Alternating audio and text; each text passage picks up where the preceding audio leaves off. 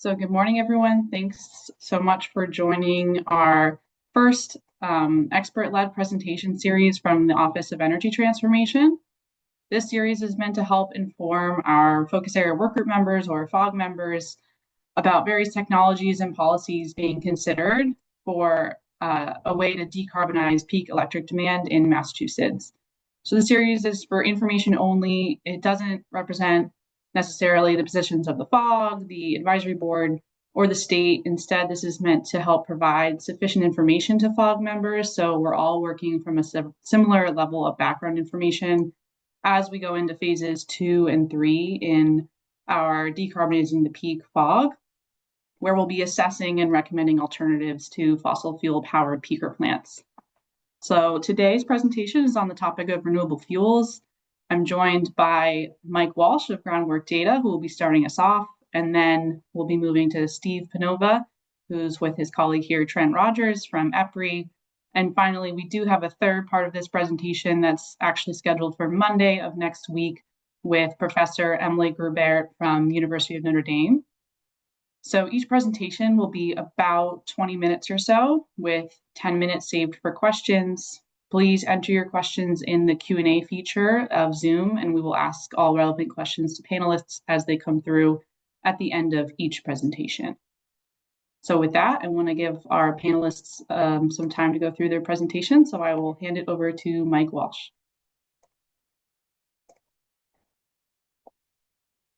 Mike, you're still on mute. It's been 5 years of this. We should be, knowing better, a little bit better than that. Thank you, Catherine, for having me here today. Thank you all for attending at 9 a.m. this morning. And really, excited to talk to you all about this topic today. Just for your information, I'm actually supporting the Office of Energy Transformation on the Everett Marine Terminal Focus Area Working Group as their technical expert as well. I'm a partner of a small research company called Groundwork Data. We're a public interest advisory research and technology firm supporting a clean, equitable, and reliable energy transition. We've combined a number of experiences in state and local integrated decarbonization planning, gas pipeline economics and policy, and urban infrastructure to really start mapping out a sort of managed vision for the future of heat and gas transition planning. I also have a background in the bioenergy field as well. Did a number of years of modeling integrated bioenergy refineries and modeled sort of bioenergy strategies at the global scale. It's a whole nother story. That was the whole algae biofuel days, and I'll tell you that right now, algae is actually a better food source than a fuel source as of today. We actually use an algae-based culinary oil to season our salmon that we cook every week. So that story is just I share that with you just to highlight the fact that this is a intersectional area. There are a lot of trade-offs between different sectors in the space of alternative fuels and bioenergy, and sometimes those trade-offs are not exactly what you expect over time. Today I want to really talk about renewable fuels, alternative fuels, and the concept of net zero. And really, emphasize this point that alternative fuels can play a specific, but situational role in decarbonization, and we need to emphasize that sort of situational specific aspect of it. We're going to review the Massachusetts 2050 roadmap. I previously served in a role as the project director, consultant project director for the state on that project. Intimately familiar with that report. I'm going to highlight some key takeaways from that are relevant for the FOG. We're going to look at 2 case studies in hydrogen and RNG and emphasize that some alternative fuels could work and some others won't. And then we'll consider some policy implications at play. I want to emphasize again that the goal here is to really get this FOG to think locally and find applications that support decarbonization and other goals at the same time when it comes to these resources. These resources are really challenging to develop. And their best places for developing them are places where they can provide very niche, localized value on a number of fronts. So net zero and alternative fuels. Our net zero objectives, we map this out at Groundwork Data. We have these 9 big objectives: lower cost, convenient for customers, healthy, enriching employment, equitable, eliminate emissions, reliable, resilient, and safe. These are the things that we're trying to optimize for as we're driving forward the energy transition here. And And so we have a number of tools in our toolkit to get to those changes at hand. And the core elements of the toolkit that we like to highlight are these fuel saving strategies. These are renewable electricity, energy and material, solar and storage. This is a no thermal pathway. We also looked at a going all the way to zero emissions with 100% renewable fuels, 100% renewable fuel pathway. And then number three is continued reliance on pipeline gas in the heating sector over electrification. So I'm going to talk through a couple highlights of these, but I encourage you to dust off that energy pathways to deep decarbonization report if you're really interested in some of these things going forward. And definitely take a look at that summary report, which distilled nicely down some of the technical nuances in that energy pathways report there. We looked at a number of these. Again, we looked at these pathways. There's a nice table in that summary report that summarized them. I don't want to go deep into this slide here because I got a couple interesting figures in the next couple slides that basically tell the same story. But we looked at sort of a couple key strategies here. Again, this pipeline gas is 100% renewable energy and no thermal. And across all of those, we saw some cost challenges with integrating more renewable fuels into the stream. Um, and really want to emphasize here that these studies have actually stood the test of time pretty well. Some of their findings have been corroborated by some other reports. I will tip my hat to EPRI, which I took a look at their study before this and looking forward to their talk right now, which has emphasized that some renewable fuels, again, are going to play a better role in some sectors relative to others. But again, we looked at a number of these things and found that there's a large cost right now, at least under a current technological outlook, to integrate some of these strategies going forward. Um, and how that plays out, this is a pretty complicated figure to unpack, but the key message here is that no thermal pathway, for example, getting rid of those peaker oil and gas plants by 2050, that's over here, increased cost significantly due to the higher need for underutilized solar and storage. And you see this star right here, that's the overall cost of each pathway that we're showing here. Um, Relative to the sort of benchmark scenario in this analysis. The bars here indicate the drivers of certain changes within each sector to that overall net cost change. And again, in that no thermal pathway, it's that large cost of having a lot more solar and storage to replace all those gas peaker plants that drove the cost there. And in the other two pathways that we looked at, this pipeline gas and this 100% renewable primary pathway, it's that higher cost of low carbon fuels that drove the overall cost here.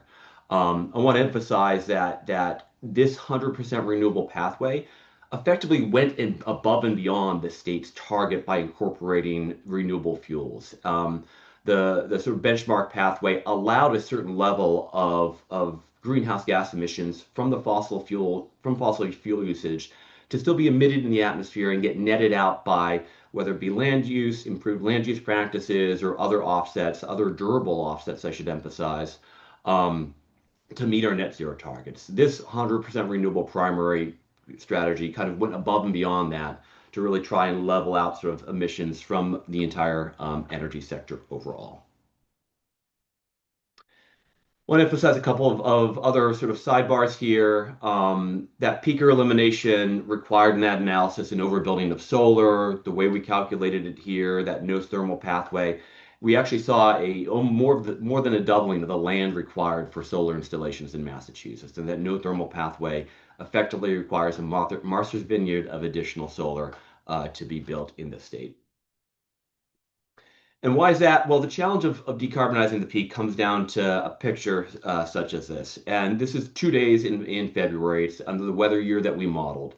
And our electric generation model in this study had wind production varying throughout the year, solar production certainly varying about the year and over the course of the day. Um, and we captured that in this analysis. However, on these 2 days in February, the bulk load, the demand on the system is roughly the same. And you can see that in these two figures here at the bottom of the chart. What's different about these two figures actually what's happening in the top, mostly what's happening in the top here. And on that February 1st, we have a lot of wind blowing. It is a cold, windy day in Massachusetts in the Northeast. It's blowing a lot. It's actually blowing so much that we're generating more electricity than we're consuming. We're converting some of that to potentially things like hydrogen or steam in this model. We're storing some of that in our batteries. We're exporting that up to Canada via increased transmission in this simulation. However, on February 16th, the story changes a lot. No wind is blowing. It's a cold, still day out there. We still have some solar, but the story has changed. We're now importing electricity from Hydro-Quebec. We're relying more on storage during that day from that solar. But we're also still relying on what effectively could be seen as this gas peaker plant down here that provides us with reliable energy at a low cost. The modeling we did in that no thermal pathway tried to replace this, but it could only replace it at a high cost in that analysis. So we, just emphasized here, we'll distribute the slide deck after this, but I encourage you to read this paragraph and read the stuff in the overall report. We found this to be one of the sort of key nuances and challenging points of decarbonization here in the Northeast, that having we have these great wind and solar resources. They only go so far, and we need to firm up that sort of gap in terms of generation one way or another. Gas is the current low cost. Those thermal peaker gas peakers are currently the low cost strategy there.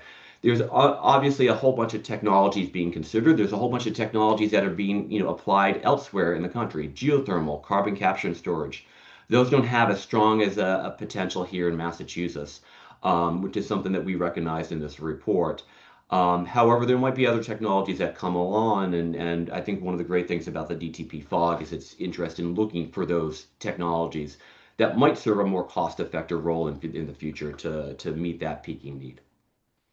Want to emphasize here that the more that we relied on renewable fuels, the more that we pushed pushed the system beyond certain boundaries, and that led to higher and more unsustainable uses of bioenergy resources. Today, we're using a lot of corn to fuel our cars. Even here in Massachusetts, it's that 10% ethanol sticker you see at the gas station. That's actually more intensive than gasoline right now. There are good ways of making biofuels. There are bad ways of making biofuels. Corn is a very energy intensive way of making corn ethanol is a very energy intensive biofuel that's out there. And that's something that I'm not talking about here today, but that life cycle perspective, I think Dr. Gruber will bring in during her presentation next week. And so, again, emphasizing that there's a whole story going on beyond Massachusetts there. So the key takeaways is we're going to have to burn something somewhere for this to be done at low cost, unless we have a new technology come online that surprises us. Two, net zero means that fossil fuels can be used, albeit sparingly. Three, the applications of low carbon fuels should be situationally specific. And four, an over reliance on low carbon fuels can induce second order impacts.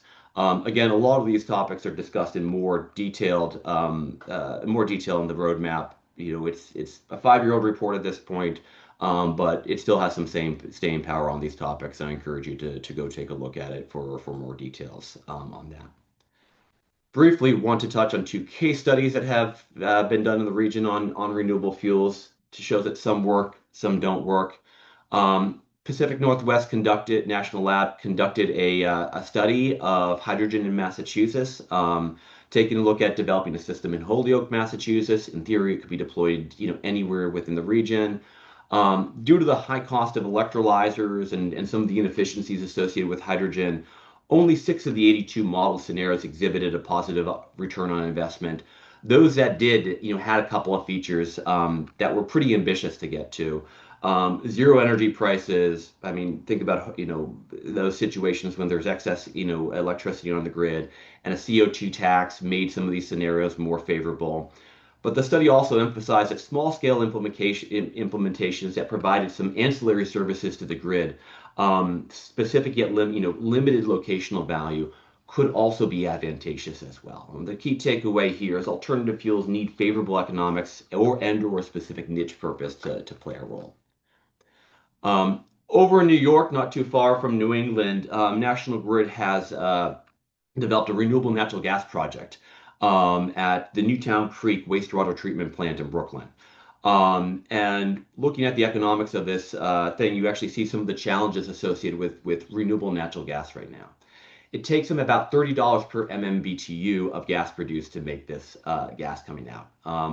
And the current cost of gas right now, market cost of gas that you can get is about $3.25, or at least at that location in New York. So this facility actually has a $27 subsidy being handed to it through the federal renewable fuel standard and the California low carbon fuel standard. Um, and these studies are very lucrative, but they're very wonky and they're very niche. They're only for transportation fuels, and they're so big for renewable natural gas because of a weird linkage of economics between the transportation sector and the natural gas sector that's there. That's created a little bit of a bonanza in this space. And you can see that this incentive is actually creates kind of fickle situations or interesting situations. In 2023, the EPA conducted rulemaking to create an electric renewable fuel standard pathway that skipped the upgrading of biogas. So this is that you take that gas that's being digested from that wastewater, you got to actually do a lot of cleaning of it and conditioning of it to inject it into the pipeline system. Um, and that creates a lot of cost. It takes a lot of energy to do. Alternatively, you can burn that biogas directly or put it in a fuel cell to generate electricity. Um, and the EPA suggested maybe we should do that because it's more efficient. A couple of entities in this sector said, hey, we're going to put a pause on those big intensive pipeline quality renewable natural gas projects because we think this electric pathway may be a little bit better economically for us. The proposed rules were never adopted, but this just shows an example of how fickle this policy can kind of influence large capital decisions that are being made right now. So again, the renewable fuel space is pretty complex. I take a look at this situation in New York. In that red arrow there is actually pointing to those large digester eggs. Those in Massachusetts will notice a similarity to Deer Island that's there. That's producing that renewable natural gas right now that's being injected to the pipeline. And right here, there's a school bus fleet for New York, NICE bus, New York City school system bus. And I just have to kind of ask myself the question is like, could we use that bioenergy resource, that limited resource, to find some ways to make these buses on sort of some advanced propane or compressed natural gas or even hybrid electrified and supported with one of those two fuels as well. That's the kind of creative thinking in this space that I feel is necessary to really catalyze the technological change that we need to have to achieve our ambitious climate goals. Want to wrap up this story here by talking about a little bit of the wonky economics in this space and why some fuels work better than others. What I'm showing here is a comparison of gas fuels and liquid fuels. And you can see in both of these examples, and these are just some illustrative numbers based upon some EIA data that are national averages, so to say. The customer costs associated with these fuels can be broken down to fuel delivery and fuel supply here. The key message that I want you to take away from this is you see here gas, the cost of gas right now, fossil gas, is actually very cheap. It's remarkably cheap. Now, $2.25, $2.50, I think the last couple of years, there's some forecasts showing that with data centers and LNG, it's going to peak up to about $4, but it's remarkably cheap compared to some other fuels. To decarbonize that means you're actually to make that renewable natural gas, you're spending a lot of money on those digester eggs. You're spending a lot of money on that upgrading equipment, and there's a large renewable value premium associated with decarbonizing that renewable natural gas. Compared to liquid fuels, that's much smaller. Liquid fuels take a lot of energy already to process and make. And so making a renewable liquid fuels, the renewable premium there is actually much smaller. And so let's say you added a sort of carbon tax or a fossil fuel free, fee that, to this whole system. What happens here is that actually incentivizes a consumer to buy that renewable liquid fuel in this example. Alternatively, on the gas side, because that RNG or that hydrogen pathway is just so expensive, that consumer would rather pay the fossil fuel cost and the fee over that renewable natural gas premium. Again, some wonky economics here, But really important to emphasize again the point that some renewable fuel pathways will make more sense than others.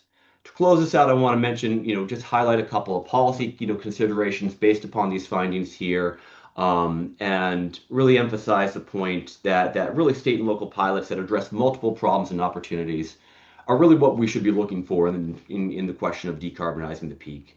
When we think about out-of-state resources in this space, so like doing some like cow manure out in Wisconsin, or some gas, or some fuel made from on the farmlands of Iowa.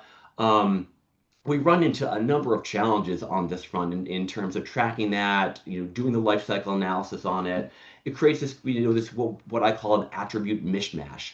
We can use that large scale captured biomass or captured CO2 that causes an emissions reduction out of state, on a number of different pathways, some of which are more efficient than others, some of which provide and create different fuels relative to the others.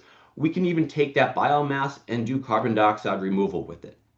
All of these things can create different value in different parts of the system. Some of these things can create value over there in the Midwest by creating grid firming, peaking resources, or locational value on a rural grid.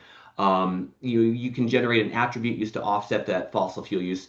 There's a lot of stuff to think about. There's a lot of way of optimizing this system here that's out there. And there's a lot of second order impacts that we also need to be concerned about if we scale up these systems too far, such as land use change, overutilization of fertilizers, impact to food prices, etc.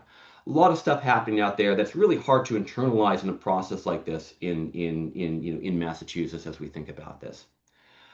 I see local resources as sort of the bigger opportunity here, not because it's a bigger size, it's obviously much smaller, but these local resources trying to find ways to valorize local waste, let's say, can solve multiple problems at once. Even though these sort of local bioenergy resources, a sustainable portion, maybe as most as 3% of state current fossil fuel consumption. But these include remarkable situations like the distributed alternative fuel resources that pop up at Deer Island. Really trying to think about how to kind of meet the local needs with these local energy resources. And then also think about how we can potentially create regional systems. This is some work that we've done with Pacific Northwest National Lab, looking at this very question: how do you optimize, different waste streams for different, some of the different value strategies that you have out there. Um, and so again, there are a lot of options out there, a lot of challenges to implementing this, but we see I would think that the decarbonizing the peak working group would play a role in helping to navigate through some of these challenges. Just to wrap things up, with some concluding thoughts, out-of-state resources may be available for decarbonizing the peak, ultimately require complex, sprawling accounting frameworks. In-state resources are small but may provide some local value depending upon the context. And we should be focused on creating a policy environment that values synergistic opportunities for local and regional valorization of waste resources, really trying to identify, and make some strong decisions around pilot and demonstration projects locally. I know that was a lot to throw at you all. Happy to take a couple of brief questions here. Thank you again for your time. Thank you so much, Mike, for your presentation. So we do have two questions that have come in. We might have time for one more if someone wants to type one into the Q&A feature. So first one should be pretty quick. I think this was in relation to slide 11 back about the costs from now to 2050. I was just curious if that was Massachusetts only.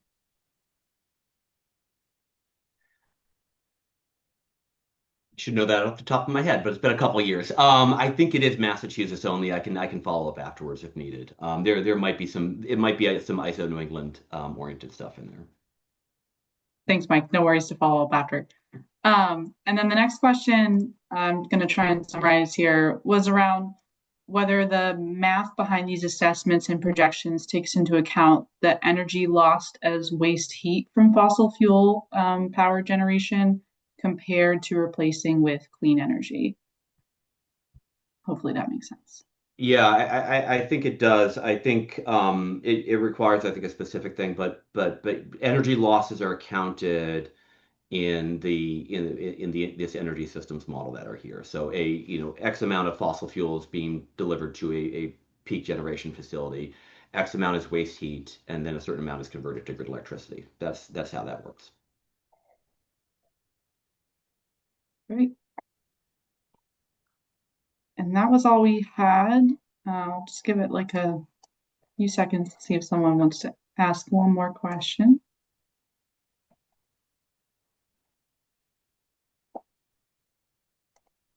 Someone asked how far out the timing horizon is.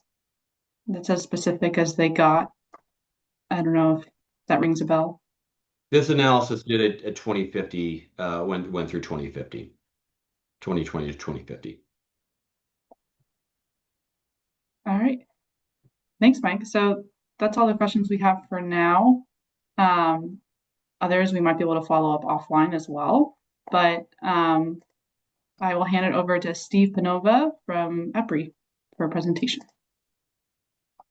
All right, great. Thank you. Let's see here. Yeah, can everybody see my screen by chance? Now we can, yes. All right, thanks. Hey, yeah, appreciate the opportunity to be here. Good morning, everyone.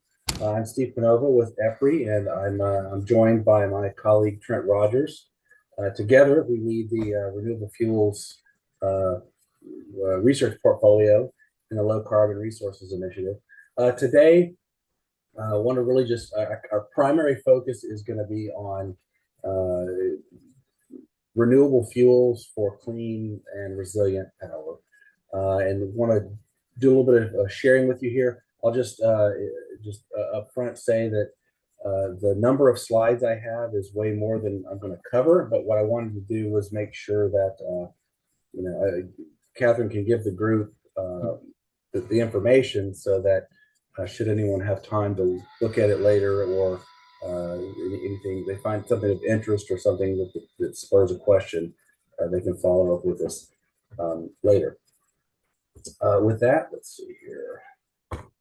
All right, so first section I've got some information on EPRI and the LCRI. I've got some information on our view on the need for clean and resilient power.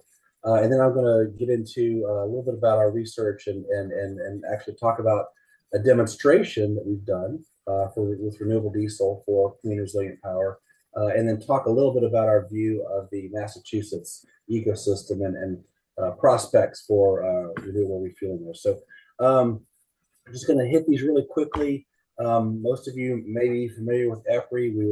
We've been around a little over 50 years. Typically, we are focused on just power generation.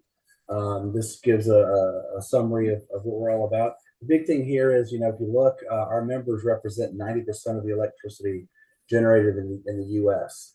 And we are a nonprofit, independent organization, and so we have a public good mission, and we're a very collaborative organization. So for those of you who are familiar with us, this is probably not new.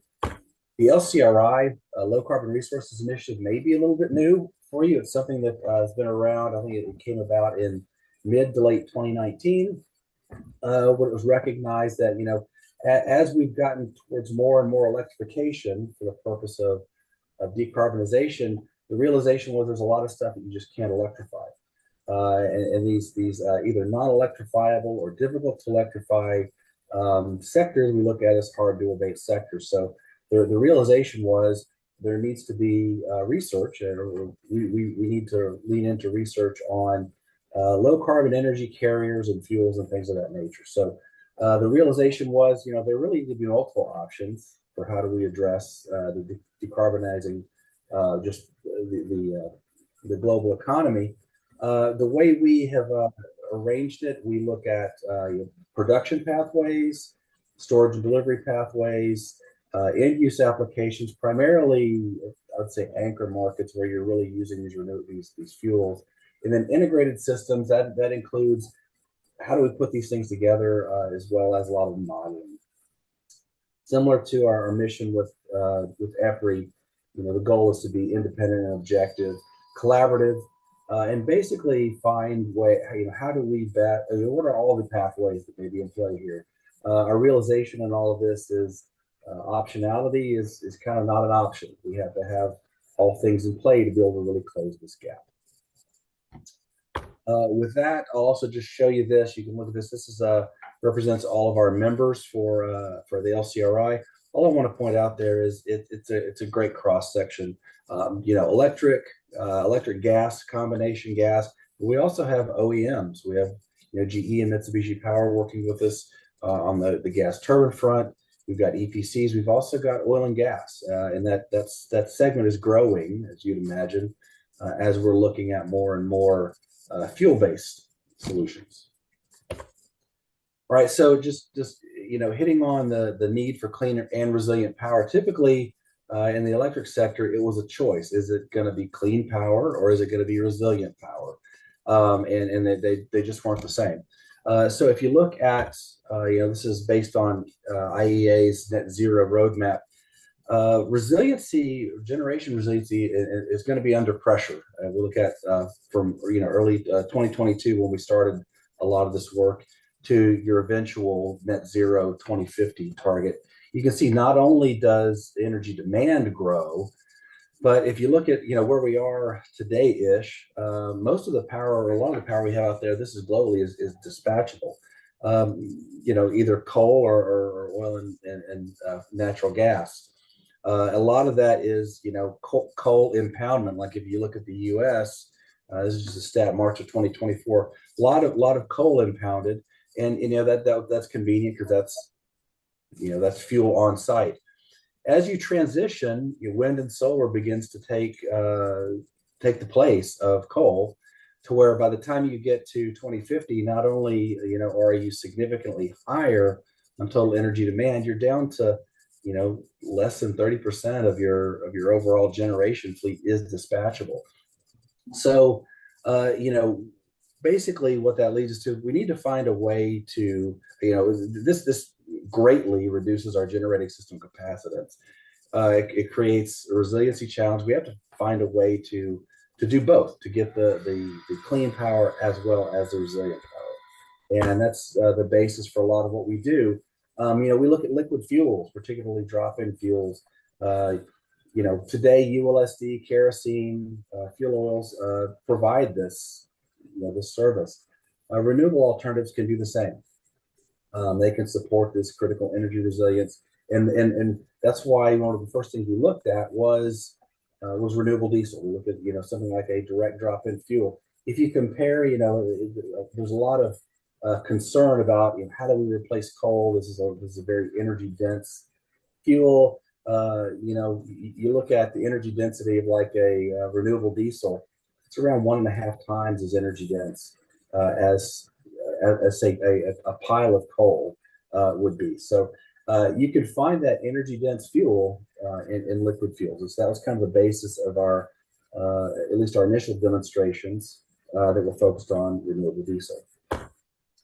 The Every Renewable Fuels portfolio, just to kind of give you a little bit of our mission, we really see that we're trying to find how can renewable fuels and renewable fuels pathways deliver sustainable value, help support this this net zero end state, and we look at it through 3 main pillars. One is clean power, energy resilience, which no surprise, we just said clean and resilient energy, but also sector coupling. And sector coupling really starts to bring in, there's a recognition that there's refueling that can happen. We can use these fuels to generate clean power, but as e-fuels and power-based, power-derived fuels start to emerge, there's an opportunity for power utilities to be on the feed side, on the resource supply side for some of these fuels, and it creates an interesting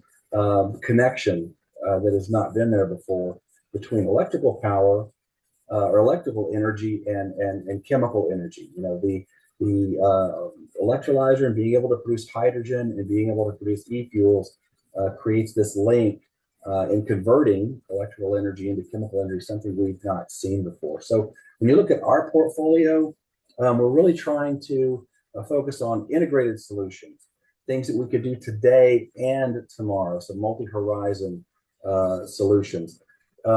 We want to help develop practical, fleet-focused roadmaps, things that show how we can support clean, flexible, resilient power generation, and not to leave out the societal part of it and the practical part of it is, if we do this, can we maximize the contribution of today's generating fleet, these peaker plants that are out there, create long-term sustainable value for society, for the businesses, for the communities. Basically, no stranded assets, no stranded people, no stranded communities. Also, just mention that we'll talk about this at the end here, but we do intend to create and lead a renewable fuels collaboration network that brings utilities together with producers, suppliers, these anchor consumers, to find ways to really envision and leverage collective knowledge to understand what solutions are possible, and how we best go do that. Again, our focus area is fleet refueling. That's fuels to power, power to fuels. I mentioned that's the e-fuel space. What we're going to mostly be talking about today is what are we doing on the fleet refueling side. If anybody is interested in following up later, happy to talk about the power to fuel side. But basically on the fleet refueling side, we're looking at how can we use fuels that are available today to deliver this clean and resilient power, basically ASAP. So our focus areas in that research pathway are really supply chain optimization. How do we how can we ensure that renewable fuel supply is optimum and resilient? We look at fuel origination. It's not always clear what fuels to choose. We have something we put together called the Renewable Fuels Atlas that looks at resources, markets, and it would be kind of our first stop in looking at some of these transitions to figure out what fuel do you even choose first. And once you choose it, who's your right supplier? We also do quite a bit of operational support, understanding how do we characterize these fuels? Do they operate differently? Troubleshooting if that's needed. And then, of course, site and community impact. When we look at renewable fuels, not only are they low carbon, it's a life cycle carbon reduction. You also get a direct air quality impact. So I'll mention this when we talk about our TVA demo with renewable diesel. But you get air quality impact, and as I mentioned, you also get some societal benefits associated with just being able to keep these assets, extend their life. This, I won't go through all this, it's a bit of an eye chart, but what I just want to show the group is that when we talk about renewable fuels, we're looking across the full spectrum of drivers, of prime movers, as well as fuel. So this just shows what's being worked on either by us or by others. The blue squares are things that are really, really active. I've highlighted the renewable diesel gas turbine square in green because that's the renewable diesel demonstration I'm going to talk about that occurred last year. But also just want to point out here, while we're talking about renewable diesel today for gas turbines, also a lot of work happening with alcohols. There are some benefits to alcohols. And then there's also, not just gas turbines, looking at rice applications. This is where we're seeing a lot of interest from data centers. So we can speak more on that later if anybody wants. All right, so let's jump into the demonstration project for renewable diesel. The project happened end of last year. It was at the TVA Johnsonville combustion turbine plant. Why is that significant? Well, want to just highlight that the Johnsonville combustion turbine plant, this was not a test of renewable diesel done at on an orphaned gas turbine somewhere that nobody was worried about or didn't really have any significance. This was not just a purely academic test. This was done at TVA's really their flagship peaker plant. This is their largest peaker plant. It also serves as a diesel distribution hub. New Johnsonville, Tennessee is about it's just west of Nashville. It's on the Tennessee River. It receives barge deliveries of diesel and can distribute that diesel by truck to other peaker plants in the area, but also to coal plants for light off. So not only is it a large peaker plant, it's their diesel distribution hub. It's an 1,800 megawatt plant. 20 of those, it's got a total of 30 machines. They've just added 10 aeroderivatives that run on natural gas only. But 20 of the machines are simple cycle GE gas turbines that are dual fuel, can run either natural gas or number two oil. For us, we did the test on one of their units. It's a GE 70A. It's a 76 megawatt turbine. Relative in the span of things, or scope of things, is typically it's a fairly new machine. It was built in 2000. What's interesting about this plant is, and why it really represents your archetypical modern peaking plant is, one, it was built adjacent to the old coal plant, so it's kind of a renewal of the fleet. They tore down the Johnsonville fossil plant, and this has been built next to it. And also, they just installed these 500 megawatts of additional capacity with these gas turbines. So this plant represents TVA's investment in resilient power generation. That's really intended to support increasing wind and solar in their system. So the plan. So the plan for the fuel we used was Neste R99 renewable diesel, supplied by our partners in the project, global partners. Why did we choose Neste?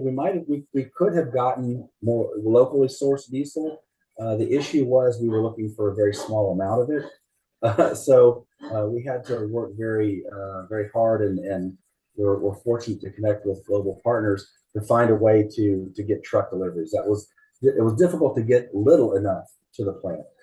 So to conduct the test, we installed some temporary facilities to allow us to bring in trucks. It was pretty basic. We modified a pipe spool to allow us to get into the diesel system right there at the machine. But all in all, we ran for around 4 hours. There was a total of around 30,000 gallons of diesel. And the test was staged as, okay, let's look at base case assessment with ULSD. What are the emissions, performance, etc. Then we did some different swaps. We did natural gas swapping to renewable diesel, and then just straight startup and shut down and ramping all the way up to full load just on renewable diesel. We looked at your usual test parameters, and what we were, the important results were we were able to confirm that renewable diesel was indeed a drop-in fuel. That we saw no operational differences, with the exception of slightly increased flow rate. Renewable diesel is a bit lower energy density, about 5%. But we saw that there's a significant potential with this drop-in fuel for reducing life cycle carbon dioxide up to around 75%. We also saw a lower NOx. We saw lower filterable PM 2.5. Looking at kind of an indicative carbon abatement cost, it was around $200 per metric ton of CO2. I've got some of the information here about how we arrived at that calculation at the bottom. But to compare that with other LCCAs or levelized carbon abatement costs in the renewable natural gas space, if you produce renewable natural gas from landfill gas versus conventional natural gas, that's around $345 per metric ton of CO2 abated. RNG from wastewater sludge is around $660. And then if you get into the e-fuels, e-gas, it's produced using carbon dioxide sourced from direct air capture, that's around $900 per metric ton. So what we showed was, yes, it's a drop-in fuel. By and large, you can use your existing supply chains, and it's very competitive from a levelized cost of carbon abated. In addition to just doing the turbine test, we also are evaluating the transition of the site to renewable diesel. And with that site transition, it also comes transitioning the fuel hub. Won't go into a lot of detail here, but there's an abundant amount of renewable diesel supply available Gulf Coast, kind of the Louisiana New Orleans market.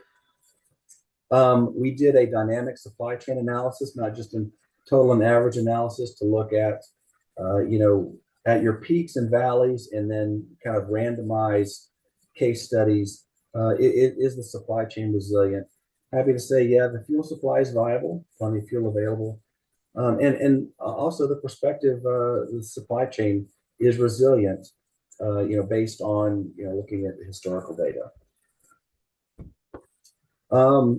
Looking at the Massachusetts ecosystem real quick here. This is, based on EIA's Energy Atlas. This is all of the, this represents all the liquid fueled power plants in Massachusetts. I've highlighted in red the plants we've identified as test sites for this initiative. That's the Pittsfield plant, West Springfield plant, and the Canal Power Station. I didn't include Tufts because it's not technically a liquid fuel plant yet. But in all, Massachusetts has a of installed liquid fuel capacity. Looking at prospective renewable diesel supply chains, and again, this this is just a cursory look. But if you look, Global Partners has an Albany terminal, a Chelsea terminal, and a Sandwich terminal. And if you look at, how would you break these up? Things in the west of the state could be supplied by Albany. Things up around Boston could be supplied by Chelsea, and things more towards the southeast in the Sandwich area could be supplied by Sandwich, or honestly directly probably from New York Harbor. But that's something that I guess JW would be better suited to answer that. But what we want to just show here is at least taking a cursory look. Renewable diesel is in the area right now. It's already received, stored, and shipped at Albany. Soon it's going to be received and stored at Chelsea, and it looks to be accessible to Sandwich. And just finally, this just kind of shows you how close things really are. I mean, in Sandwich, the dock is a mile away. Dock to dock, it's a mile difference between the Global Partners terminal and the Canal Energy dock.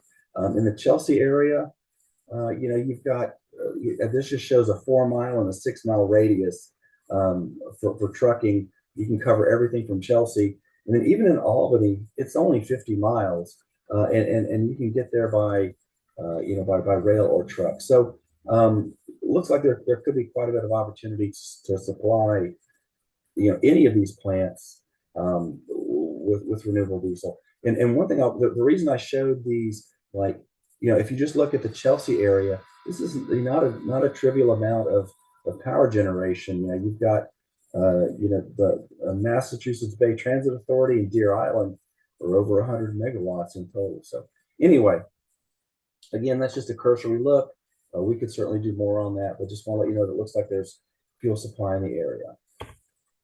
And with that, I'll take a breath and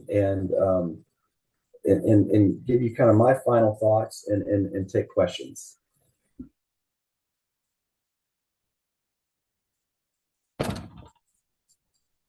Thanks so much, Steve, for your presentation. So we do have one question I want to start out with. So pretty simple and straightforward, but probably good for the audience to know here. What are e-fuels?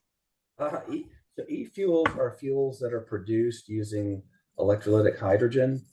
So it could be, those fuels would include hydrogen, but it could also be, you can take electrolytic hydrogen and produce ammonia by adding atmospheric nitrogen, or with recovered CO2, you can make methanol, you can make SAF, you can make diesel, you can make a number of other fuels that way. So e-fuels are just basically short for electrofuels. I don't know if that helps. Thank you. Yeah, it does. Thank you. There were a couple questions that came in on how EPRI considers batteries and other renewable energy resources in their assessment. I know you're presenting on behalf of the Low Carbon Resources Initiative, so maybe you can speak to kind of generally how that relates to what EPRI does more largely, and whether those are related at all. Yeah, so now that's a great question. No, we have a whole group that looks at energy storage, and so batteries are, a viable and very necessary, energy storage element. They are more short-term energy storage. So the way we view it is batteries are shorter term, on the hours and today's kind of storage capacity. Whereas if you want longer term storage, something that you could store, say, 40,000 kilowatt hours of store, like something to get you through a winter storm, something large scale. That's really where fuels come into play. So we see them as being, you need to use both of them. The mention of e-fuels is great, because when we look at how do you produce e-fuels, there's a need to have battery storage as buffering. So we see them as working together, and it's just a matter of the duration of storage that you're looking at. Great question. Thanks for that. So this is a slightly longer question, but I think it's all part of the question. So I'll read you what they wrote. So Massachusetts has quite a few dual fuel plants that are relied upon during winter periods where gas supply is highly constrained. These periods are very limited, but liquid fuel provides reliable power during these periods where power is key for heating. Have you considered the economics of replacing this ULSD, maybe blending, for this limited amount per period? So the way we looked at just direct replacement of ULSD with renewable diesel, but I think and hopefully I'm getting to the question here. I think blending anything up to 100% is a viable way to look at it. The renewable diesel is a direct drop-in fuel. It meets ASTM 975. So I think if I definitely think there are opportunities just to blend, whether it's 10, 15, 20%, all the way up to 100% for renewable diesel. I'm not sure if that answered the question. Thanks, Steve. So this is a fairly specific question. We can always follow up if you don't know off the top of your head. Somebody asked about what NOx emission values were recorded for renewable diesel versus ULSD versus natural gas. Yeah. We looked at the difference between renewable diesel and conventional diesel, and let Trent chime in. It seemed like it was maybe a 15% reduction in NOx. But what I will say is this: let's keep in mind this is a test. Our goal is to do a more operational test where we're not doing 30,000 gallons. We're doing 30,000 gallons over 4 days. We're doing more like 1 million gallons over a season. So I think while encouraging, it's still something we need to look very closely at and do some more testing to understand. And I'll let Trent chime in as well. Yeah, I'd agree with your statement, Steve. I think that while we did see about a 10-15% or so reduction in NOx across a variety of different conditions during our test plan, one test, we really want to be able to see a lot more going out there. I think that these are relatively aligned with what other industries have seen with NOx reduction and such, transitioning from ULSD to renewable diesel. But I think we just need more data out there, longer conditions and such. And yeah, I think those numbers were still higher than what you'd see using natural gas, but some of that's just the game you're going to play with a liquid fuel that's a large hydrocarbon versus a simpler molecule like methane. Yeah, thanks, John. And then I think the last question we'll have time for, someone asked if you are considering on-site production of and storage of e-fuel. That is something that we haven't gotten to yet in terms of demonstration or testing. And it's really just because that's kind of far off. But we do look at when we, especially like when we talk about sector coupling, we're looking at a power to power scenario where yes, you could on site produce the power.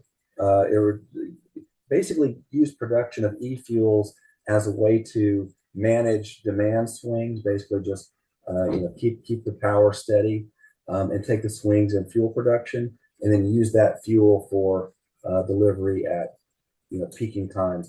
That is something we'll be looking at the economics of, but it is a little further, just a little further down the road. Makes sense. And one thing I just want to, and I'll just put this up there, is I mentioned the Renewable Fuels Network. We want to put together a network that combines our members, put together a renewable fuels community that's the utility members, but also producers, suppliers, anchor users, things like that, universities. And our first workshop, kind of kick things off, will be this fall, October 14th and 15th. Registration is coming, and we'll have more information on that. So if anyone's interested in that, please feel free to reach out to me and Catherine. If they reach out to you, yeah, just send them our way. But that is something that we see as very valuable in this transition. With that, I will stop sharing. Thank you, Steve. And thanks to Steve, Trent, and Mike today for our presentations. And we'll see many of you back here on Monday for our presentation from Professor Emily Gerbert. So thanks, everyone.